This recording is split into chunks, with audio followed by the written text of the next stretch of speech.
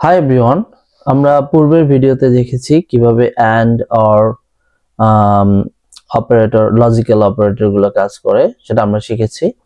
আমরা এই ভিডিওতে আরেকটা কোশ্চেন সলভ করার চেষ্টা করি। কোশ্চেনটা আগে পড়ি। তো কোশ্চেনটা কি লিখেছে এখানে, write a Python program that ask for a user name.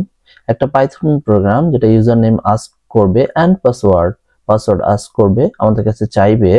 The user can log in if, user log in করতে পারবে যদি the user name is admin or user, যদি ইউজার নেমটা অ্যাডমিন হয় এবং ইউজার হয়। দ্য পাসওয়ার্ড ইজ pass123, এবং যদি পাসওয়ার্ডটা pass123 এটা হয়, and it must not be empty, এটা ব্ল্যাঙ্ক থাকতে পারবে না, সেক্ষেত্রে আমাদের এটা কাজ করবে। আমরা দেখি এটা কিভাবে করা যায়। আমরা একটা কোড সেল ওপেন করলাম। কোড সেল ওপেন করে আমরা যেটা করব, একটা ইনপুট নেব। ইনপুটটার মধ্যে আর লিখলাম ইন্টার ইওর ইউজার নেম। এখানে ইনপুট নেবে ইউজার নেম, এটাকে আমরা একটা ইউজার নেমের মধ্যে রেখে দিলাম। এখন কথা হচ্ছে, এই ইনপুট নেম আমরা অনেক সময় নেম লেখার ক্ষেত্রে, ধরা গেল আমার নাম হচ্ছে রনি, আমি রনি লেখার শুরুতেই আমি কত স্পেস দিয়ে দিতে পারি ভুল করে।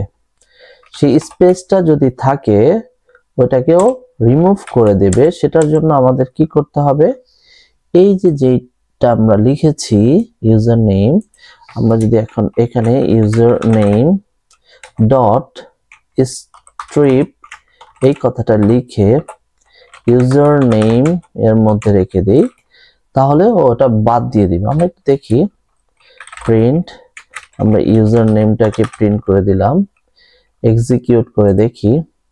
আমি যদি লিখি স্পেস স্পেস রনি, ও শুধু রনি দেখাবে, শুরুর স্পেসগুলো দেখাচ্ছে না। আর স্ট্রিপ এই ফাংশনটা দিলে রনি ভ্যারিয়েবলের শুরুতে যদি কোনো স্পেস থাকে ওটাকে বাদ দিয়ে দেবে। তো আমরা এটাকে, এই লাইনটাকে একটু শর্ট করার জন্য আমরা জাস্ট এইখানটাতে ইনপুট নেওয়ার সময় যদি লিখে দিই স্ট্রিপ, এই কথাটা লিখে দিই, তাহলে আমাদের এই লাইনটা লেখার দরকার হয় না। দেখি আমরা একটু এক্সিকিউট করে, আবার যদি স্পেস স্পেস রনি লিখলাম, আমাদের স্পেসগুলো বাদ দিয়ে দিচ্ছে। আচ্ছা, এখানে আরেকটা বিষয় হচ্ছে, আমরা যখন ইউজার নেম লিখি, ইউজার নেম সাধারণত সব ছোট হাতের হয়। এখন দেখা গেল ইউজার ভুলবশত বড় হাতের ক্যারেক্টার দিয়ে দিয়েছে, বড় হাতের কোনো লেটার দিয়েছে, সেটাকে আমাদের ইনপুট সিস্টেম যাতে সবগুলোকে লোয়ার কেস করে দেয়, ছোট হাতের করে দেয়, সেটার জন্য আমাদের যেটা করতে হয়, আমরা কি করি, user name equal user name dot lower. আমরা এটা শিখেছি পূর্বে, স্ট্রিং করার সময় শিখেছি।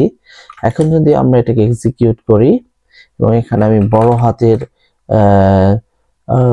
রনি লিখলাম, ক্যাপিটাল লেটার লিখলাম প্রথমটা, ও সব ছোট হাতের করে দেবে। হ্যাঁ, সব ছোট হাতের করে দিচ্ছে। তো এই কাজটা আমরা ঠিক একইভাবে করতে পারি। লোয়ার শব্দটা এখানে না লিখে আমরা যদি শেষে লিখে দিই লোয়ার, এভাবে আমরা যে কোনো ফাংশন অ্যাড করে দিতে পারবো, যে ও স্পেসটাও বাদ দেবে আর ক্যারেক্টারগুলোকে লোয়ার করে দেবে।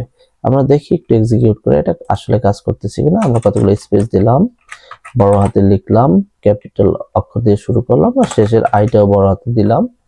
এবার আমরা এক্সিকিউট যদি করি, এন্টার দিলে ওই স্পেস রিমুভ করে দিয়েছে আর সবগুলোকে ছোট হাতের করে দিয়েছে। আপাতত আমাদের এটা ইউজার নেমটা নেওয়া হয়ে গেল। এবার আমরা নেব ইনপুট, একটা পাসওয়ার্ড নেব, ইন্টার ইওর পাসওয়ার্ড। এই পাসওয়ার্ডটা আমরা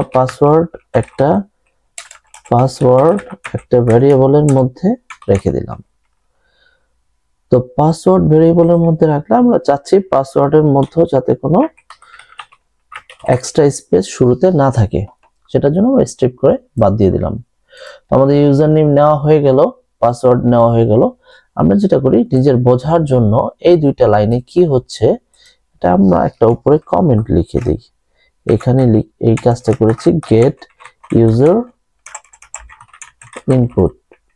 আমরা ইউজার ইনপুট করেছি, এই দুইটা লাইন দিয়ে। এবার আমরা চেক দেব লগইন কন্ডিশনস। আমরা লগইন কন্ডিশন চেক দেব কি করব, ইফ এর মধ্যে দেখব ইউজার নেম ইকুয়াল অ্যাডমিন। আমাদের কন্ডিশনটা ছিল কি, এখানে অ্যাডমিন হইতে হবে ইউজার নেমটা,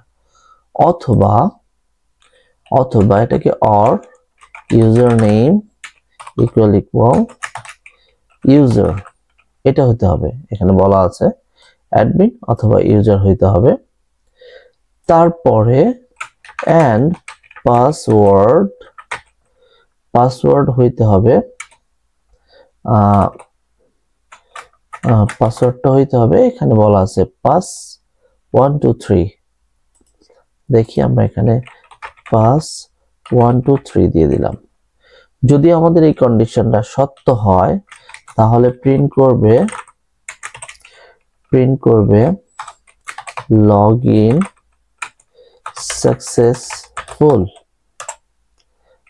সাকসেসফুল, এই কথাটা প্রিন্ট করবে। আমরা এটার সাথে একটু সৌন্দর্য বৃদ্ধি করার জন্য আমরা যেটা করতে পারি, আমরা একটা আইকন দিয়ে দিতে পারি। এখানে আমরা যে কোনো ইমোজি থেকে আমরা একটা আইকন নিয়ে নিলাম, ওইটাও আমরা বসায় দিতে পারি।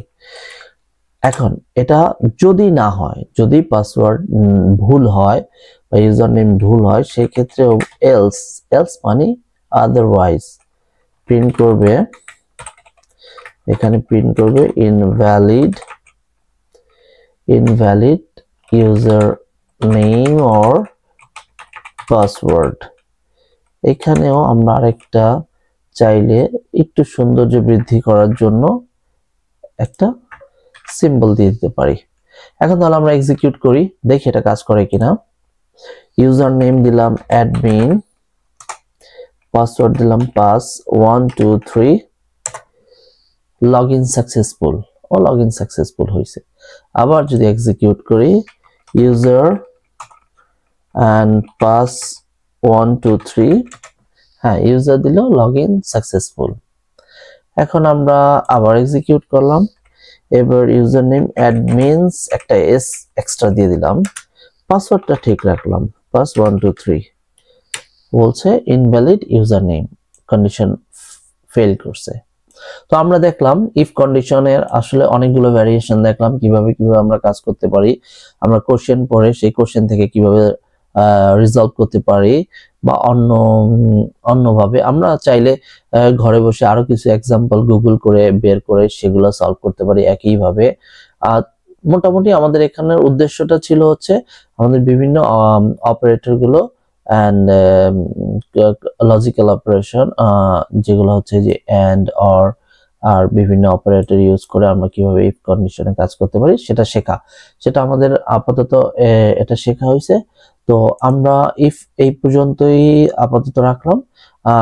যখন আবার প্রয়োজন হবে আমরা আবার ইফ কন্ডিশনের উপরে আরো অ্যাডভান্স লেভেলের ভিডিও তৈরি করব। তো আপাতত এই পর্যন্তই। আমরা এবার হয়তো অন্য কোনো টপিকে চলে যাব, কিন্তু প্যারালেলি আমরা সবগুলো শিখবো একটু একটু করে। সো এই ভিডিওটা এই পর্যন্তই, দেখা হবে পরবর্তী ভিডিওতে।